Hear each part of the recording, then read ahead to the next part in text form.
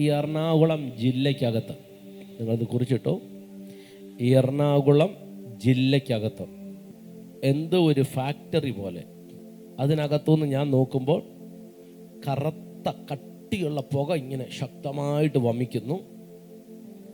പിന്നെ ഞാൻ വീണ്ടും നോക്കുമ്പോൾ ആ പുകയ്ക്കുള്ളിൽ തീ കത്തുന്നൊരു കാഴ്ച എന്നെ കാണിക്കുന്നു. അതിനുശേഷം ആ പുക പല സ്ഥലങ്ങളിൽ ആളുകൾ ഭയപ്പെടത്തക്ക ലെവലിൽ പടരുന്നത് പോലുള്ളൊരു കാഴ്ച എന്നെ കർത്താവ് കാണിക്കുകയാണ്.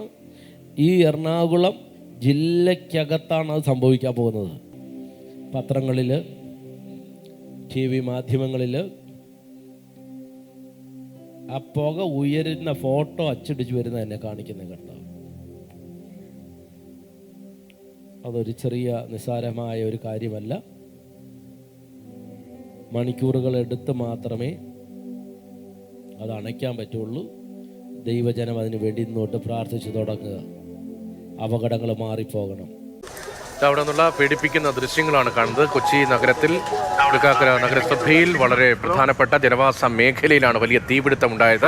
കറുത്തിരുണ്ട പുകയാണ് കൊച്ചിയുടെ ആകാശത്തേക്ക് ഉയരുന്നത്. അതുതന്നെയാണ് വലിയൊരു ആശങ്ക ഉണ്ടാക്കുന്നതും. എന്തൊക്കെയാണ് അവിടെ ഉണ്ടായിരുന്നത് എന്ന കാര്യത്തിൽ ഒരു പ്രാഥമികമായ വിവരങ്ങൾ മാത്രമേ ഉള്ളൂ. ഫ്രിഡ്ജ് ഉൾപ്പെടെയുള്ള ഉപേക്ഷിക്കപ്പെട്ട സാധനങ്ങളും മറ്റുമുള്ള ആക്രി ഗോഡൌൺ എന്നതാണ് ബിനിൽ അവിടെ നിന്ന് നൽകുന്ന വിവരം. പക്ഷേ ഏറ്റവും വലിയ പ്രതിസന്ധി ബിനിൽ പറഞ്ഞത് അവിടേക്ക് ഫയർ എഞ്ചിനുകൾ നേരിട്ട് എത്തിക്കാൻ കഴിയുന്ന റോഡ് സംവിധാനങ്ങളൊന്നുമില്ല. പരമാവധി അകത്തേക്ക് ഫയർ എഞ്ചിനുകൾ എത്തിക്കാനുള്ള ശ്രമമാണ് നടക്കുന്നത്. ഇപ്പോൾ 300 മീറ്ററോളം ദൂരം വെള്ളം എത്തിക്കാനുള്ള ശ്രമത്തിലാണ് ഫയർഫോഴ്സ് ഉദ്യോഗസ്ഥർ ഉള്ളത്. അതിന് സമീപത്തേക്ക് ഉദ്യോഗസ്ഥർ എത്തിയിട്ടുണ്ട്. നമുക്ക് ആ ദൃശ്യങ്ങൾ കാണുമ്പോൾ ഇപ്പോഴും ആ ഷീറ്റിനപ്പുറം ഇപ്പോഴും തീ അണഞ്ഞിട്ടില്ല, തീ അണയ്ക്കാനേ സാധിച്ചിട്ടില്ല.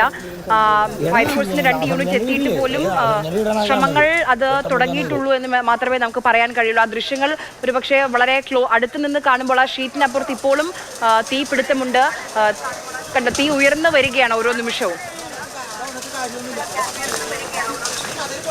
കാക്കനാട് വാഴക്കാരയിൽ നിന്നുള്ള ദൃശ്യങ്ങളാണ് മാതൃഭൂമി ന്യൂസിലൂടെ പ്രേക്ഷകർ കാണുന്നത്. കൊച്ചി നഗരം ഒരു അവധി ദിനത്തിലാണ്. അതിനിടയിലാണ് ഇങ്ങനെ ഒരു വലിയ തീപിടുത്തവും അന്തരീക്ഷത്തിലെ കറുത്ത പുകയും ഉയരുന്നത്.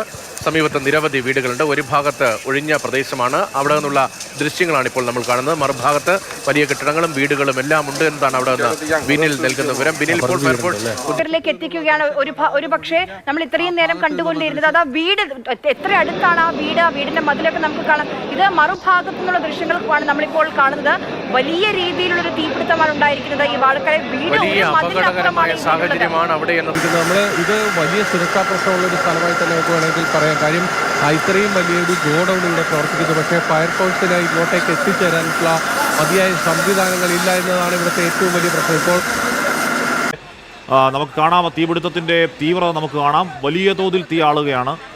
അവിടെ തീ അണയ്ക്കാനുള്ള തീവ്ര ശ്രമങ്ങൾ തുടരുന്നുമുണ്ട്. ശ്യാംകുമാർ തുടരുന്നു. ശ്യാം, ഇത് ഏതെങ്കിലും തരത്തിൽ തീ അണയ്ക്കാനുള്ള നീക്കങ്ങൾ വിജയിക്കുന്നു എന്ന് ഈ ദൃശ്യങ്ങൾ കാണുമ്പോൾ വ്യക്തമാകുന്നുണ്ടോ? തീ കൂടുതൽ പടരുകയാണെന്ന് തോന്നുന്നു ശ്യാം.